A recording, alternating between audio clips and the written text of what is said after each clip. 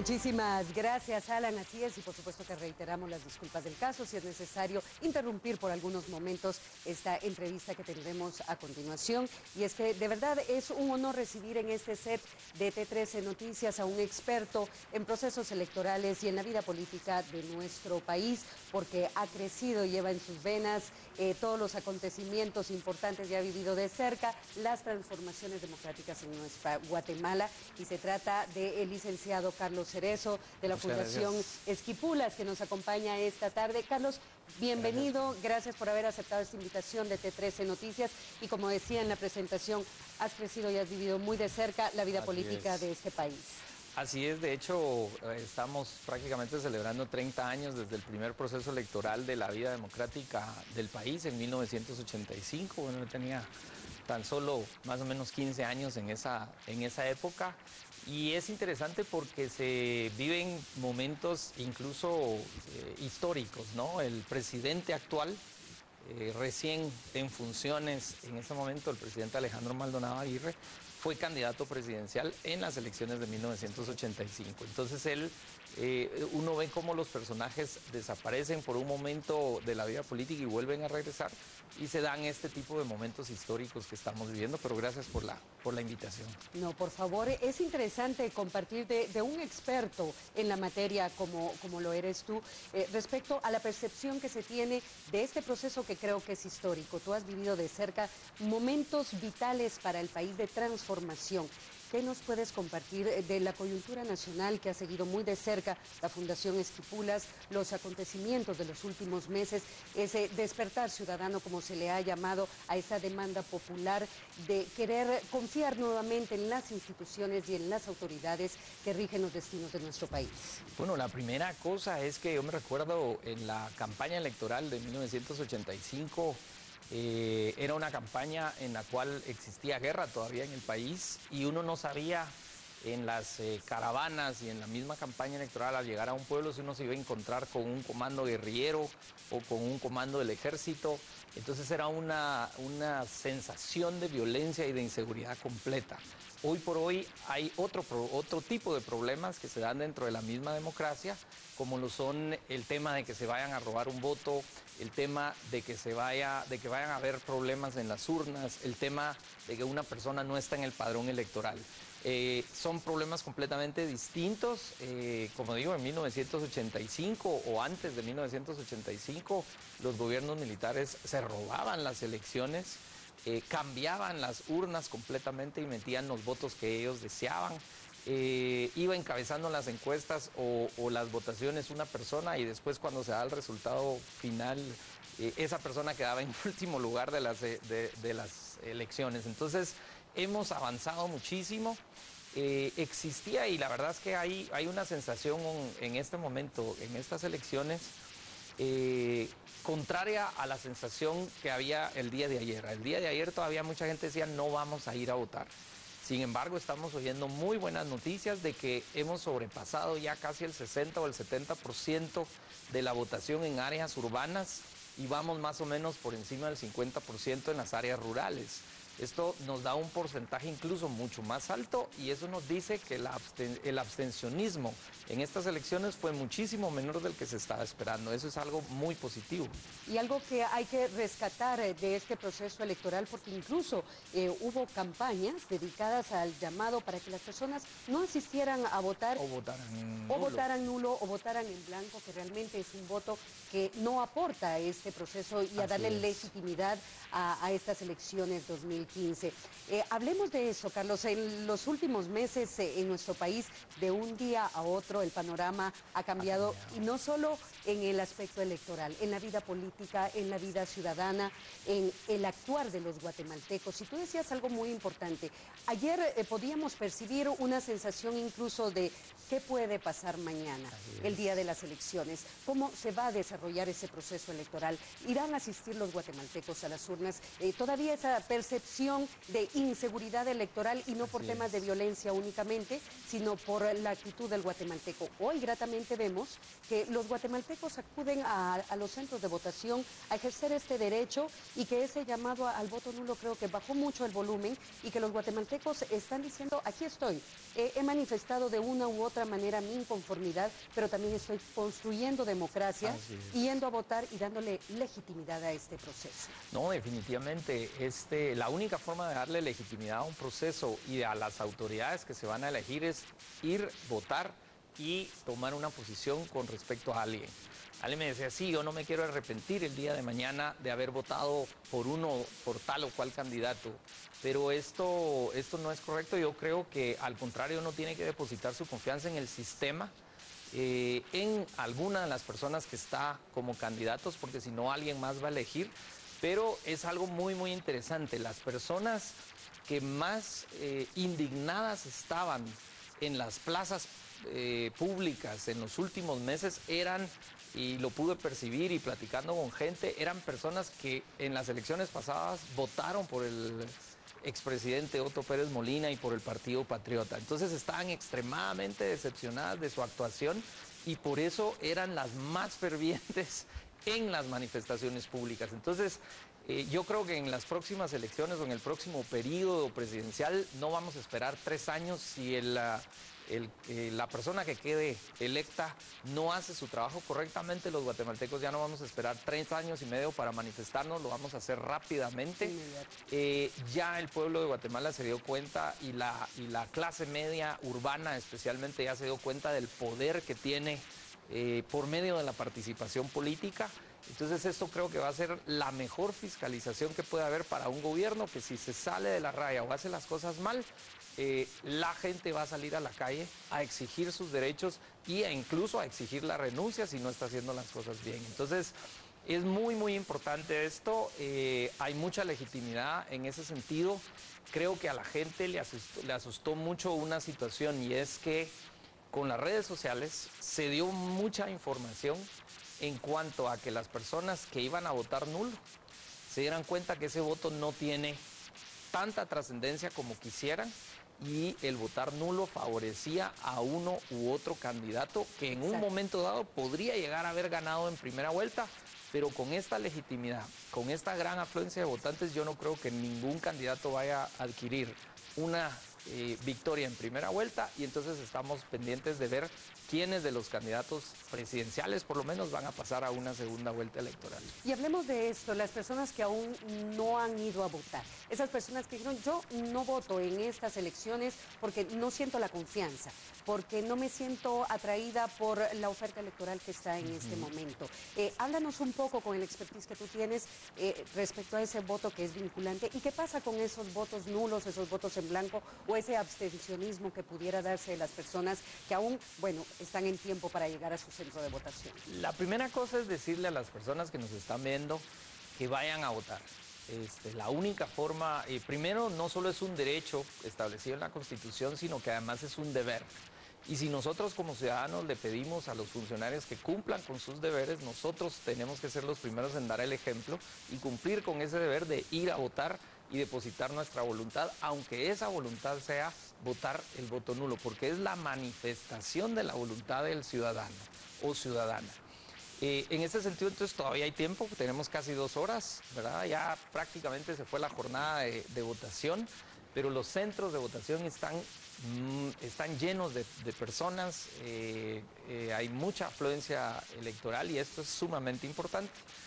Y en segundo lugar, creo que es la única forma de fortalecer la democracia, ¿sí? Desgraciadamente es un mensaje tal vez para futuro, creo yo, ya no tanto en este proceso electoral, pero si nosotros nos damos cuenta de que hay personas que no deberían ser candidatos porque tienen tachas, porque tienen juicios, porque llegan a aprovecharse, la única forma de eliminar a estas personas del sistema es que personas, entre comillas, buenas, correctas, aptas para un cargo. Así es, ya no solo nos dediquemos a nuestra vida profesional privada, sino que nos dediquemos a la vida pública, ¿verdad? Hablando en la historia, en la antigua Grecia, en la antigua Roma, el no participar en política era mal visto dentro de la sociedad. O sea, el honor más grande que existía dentro de una sociedad era que sus ciudadanos, los mejores ciudadanos, ¿sí?, participaran en la política y se involucraran en las decisiones del Estado. De hecho, la palabra república viene de dos palabras romanas, una es res y pública, res es cosa. Entonces la palabra república significa la cosa pública, el estar involucrado en las decisiones de las cosas que conciernen a lo público y a lo común. Entonces es muy importante esto, mandar el mensaje para que, bueno, ahorita estamos eligiendo a las autoridades, pero vamos a tener la posibilidad de participar y por la posibilidad de empezar a construir movimientos nuevos para las próximas elecciones dentro de 4 años. Yo creo que eso es muy importante. Y algo, rescato de lo que tú mencionas en este momento, algo importante para las nuevas generaciones y también para estas personas apáticas que tienen tanto que aportar al país, pero que no quieren involucrarse en la política y es porque a veces escuchamos aquello de que de pronto la política es sucia, la política es mala, o porque un político hizo algo, se generaliza al resto de políticos. Y yo creo que es importante hablar y empezar a hablar de los aportes que puede dar una política como bien concebida se dio en su momento, de lo que aporta un país y de lo que puede aportar un ciudadano capaz y con tantos buenos guatemaltecos que tenemos que pueden dar para el país. No, definitivamente. Yo creo que la realidad que está viviendo Guatemala, primero, es un ejemplo para el mundo. Por primera vez en muchos años, el mundo está hablando bien de Guatemala, está viendo como ejemplo, incluso México, que siempre ha sido un referente reformista y referente en cuanto a las revoluciones en Latinoamérica, ahora está diciendo por qué nosotros en México no hacemos lo que están haciendo los guatemaltecos. Entonces el mundo está hablando muy bien de Guatemala y esto, creo yo, nos tiene que dar la confianza, la fe en que el país está cambiando, está mejorando y nos estamos desarrollando. La única forma de vivir en democracia o de aprender a vivir en democracia es viviendo la democracia y viviendo en democracia. Entonces, y lo estamos aprendiendo. El segundo tema, como ya decíamos, era el tema de que la población ya adquirió la conciencia de que con su participación puede cambiar las cosas, puede incidir en las decisiones y esto no es solo cada 4 años para poder votar.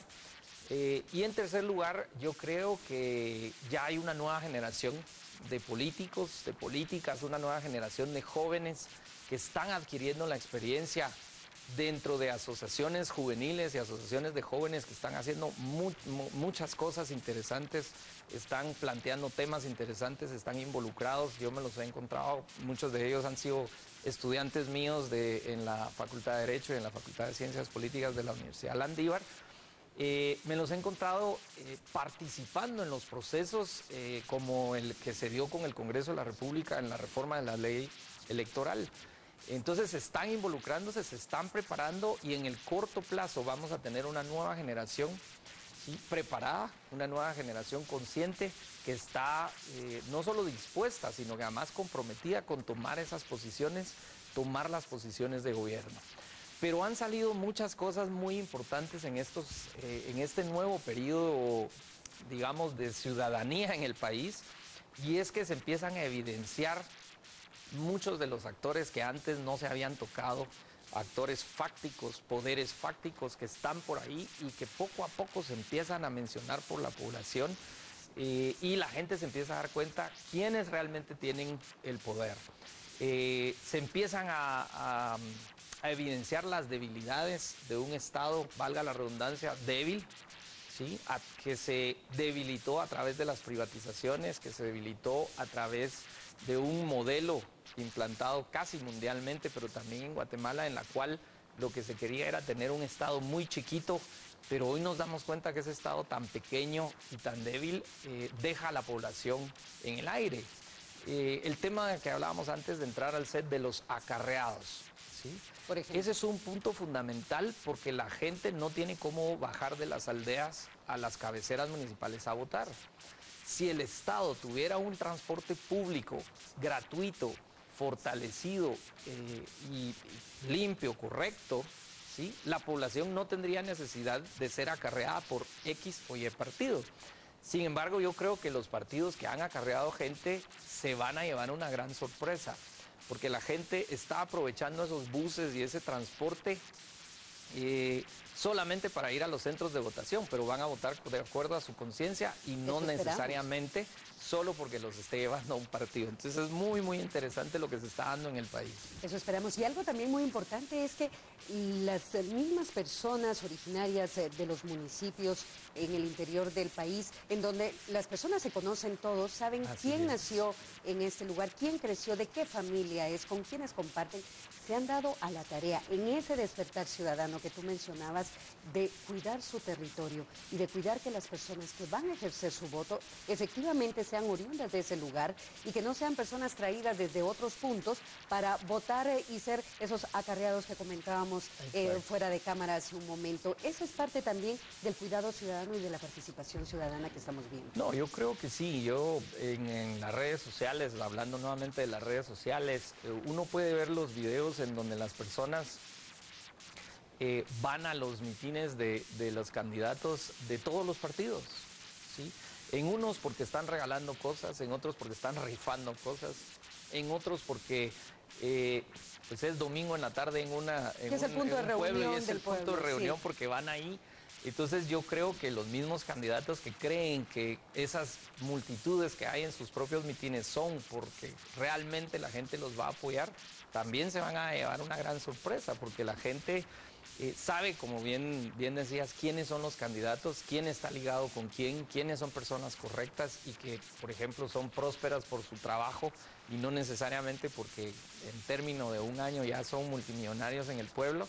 Todo el mundo va a saber de qué se trata y especialmente los jóvenes. A mí me sorprendió muchísimo ver las estadísticas que se están manejando con respecto a los jóvenes dentro del padrón. Y menos de 45 años o menos de 40 años, estamos hablando del 65% de los jóvenes. Otro punto fundamental es el voto de las mujeres, ¿sí? Se estima que de la votación que se está dando en el país en este momento, más del 60% son mujeres.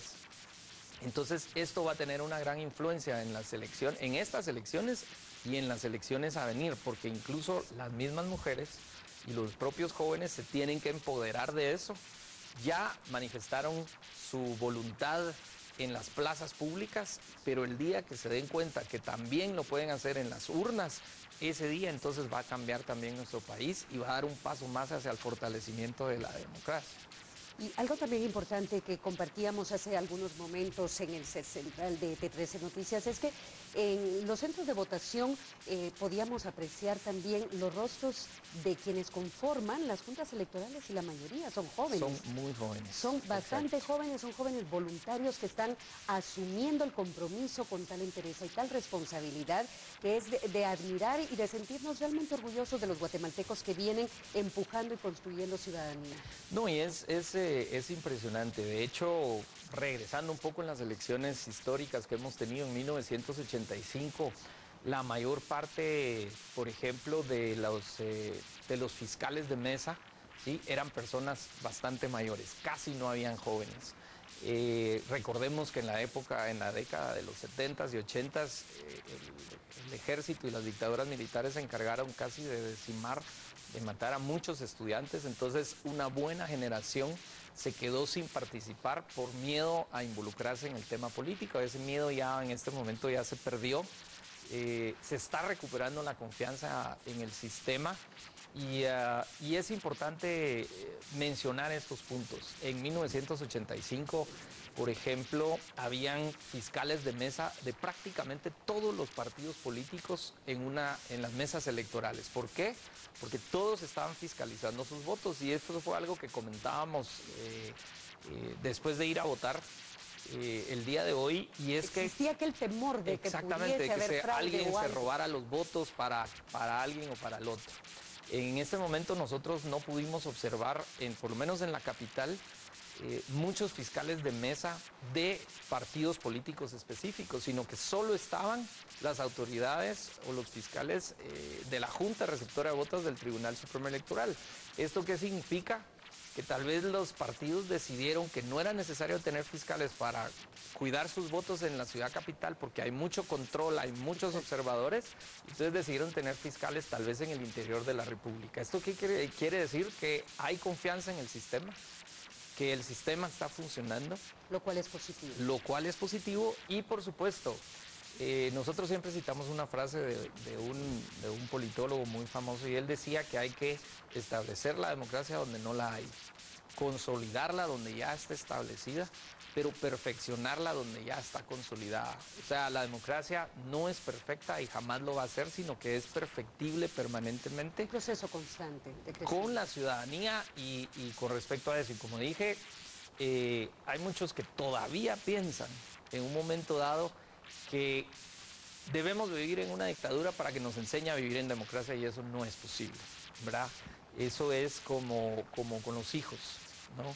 Los hijos solo aprenden a ser responsables cuando uno les da responsabilidad y ellos entonces aprenden a cómo utilizarla. Y es igual en la democracia, la única forma de que nosotros en todo caso nos equivoquemos o estemos en lo cierto es ir a las urnas y demostrar nuestra voluntad. Si nos equivocamos, pues ya vimos que sí lo podemos quitar. Nos tardamos 5 meses en este año en quitar al presidente electo hace 3 años y medio, pero se puede, es posible hacerlo y la ciudadanía yo creo que ya lo sabe, ya lo interiorizó y ya tiene esa conciencia. El actual presidente de la República, hoy por la mañana, cuando emitía su sufragio, compartía con los medios de comunicación nacionales e internacionales su opinión respecto a las reformas a la ley electoral y de partidos políticos. Y él decía que esperaba que fuera antes de la segunda vuelta electoral. ¿Qué opinión te merece al respecto? Yo creo que en este momento estamos saliendo de una crisis y ya no debemos correr. Ya no hay prisa en este momento para reformar las leyes. Los mismos partidos políticos están en otro proceso, están en un proceso electoral. La idea de correr en un momento determinado con las reformas a la ley electoral y de partidos políticos era para tener en estas elecciones un nuevo sistema, un sistema más abierto y más democrático. Sin embargo, eso no fue posible. Entonces, en mi opinión, ¿para qué correr entre la primera y la segunda vuelta con unas reformas que tienen que ser muy bien pensadas? Debemos pensar en un nuevo sistema, por ejemplo, quitarle el monopolio, a mi opinión muy personal, de las candidaturas a los partidos políticos, porque hemos visto que eso nos ha llevado a cometer errores y a que postulen no necesariamente a las mejores personas. Yo, de hecho, hace algunos meses presenté una moción ante el Tribunal Supremo Electoral para que se permitieran las candidaturas independientes en el país, desligadas de cualquier partido político. Por supuesto, se tardaron un buen tiempo, contestaron, me dijeron que no existe procedimiento, pero una cosa que yo había planteado es que no existe prohibición para que una persona sea candidata sin ser postulado por un partido político. Entonces, creo yo que tenemos que avanzar en las reformas a una ley electoral y de partidos políticos, no para que respondan a una coyuntura de un momento determinado, sino que pensando en qué tipo de sistema político vamos a tener hacia los próximos 10 o 15 años, porque no podemos estar haciendo ese tipo de reformas cada 5 años dependiendo de las coyunturas que se dan en el país. Yo creo que hay que pensarlo bien. Creo que esta legislatura también está bastante desprestigiada por muchas de las cosas que han sucedido. En parte, por ejemplo, porque en la primera parte de la legislatura estuvieron de acuerdo y votaron en favor del expresidente de la República ahora y el partido de gobierno en muchas cosas. Entonces, ahorita están deslegitimados. Yo creo que si hoy estamos eligiendo nuevos diputados, y creo yo, se va a dar una situación importante que van a haber muchos nuevos diputados, creo que deberíamos, o pienso más bien, deberíamos esperar hasta el próximo año con la nueva legislatura para empezar a trabajar de fondo esa reforma a la ley electoral y de partidos políticos. Muchas gracias, Carlos. Como comentaba al inicio de esta entrevista, un experto en la materia que ha crecido muy de cerca de la política de este país y los procesos tan importantes que hemos vivido. Un mensaje de cierre para la población y los millones de guatemaltecos que nos sintonizan a través de la Televisión Nacional y T13 Noticias. Bueno, básicamente, como hablábamos, creo que queda hora y media para para que cierren las urnas. Hay que ir a votar. Hay todavía posibilidad de expresar nuestra voluntad como ciudadanos y ciudadanas. Y creo que debemos empezar entonces a prepararnos para el futuro proceso electoral para dentro de 4 años. Vamos a ver qué pasa en esta en esta etapa. Creo que todavía nos queda una parte importante para las elecciones porque en esta primera vuelta vamos a escoger diputados, vamos a escoger alcaldías, vamos a escoger tal vez a 2 que van a ir a una segunda vuelta, entonces todavía falta la segunda parte de esta historia electoral 2015 y creo yo que va a ser muy importante. Si no han ido a votar, creo que deberían ir a votar en este momento y, por supuesto, ir a votar en la segunda vuelta electoral también. Muchísimas gracias. Lina, el licenciado gracias Carlos Cerezo de la Fundación Esquipulas ha compartido su vasto conocimiento y experiencia, siguiendo de cerca como observador, dándole legitimidad y transparencia a este proceso electoral 2015. Y con esto vamos a una breve pausa comercial, pero continuamos con más información en esta transmisión especial Elecciones 2015.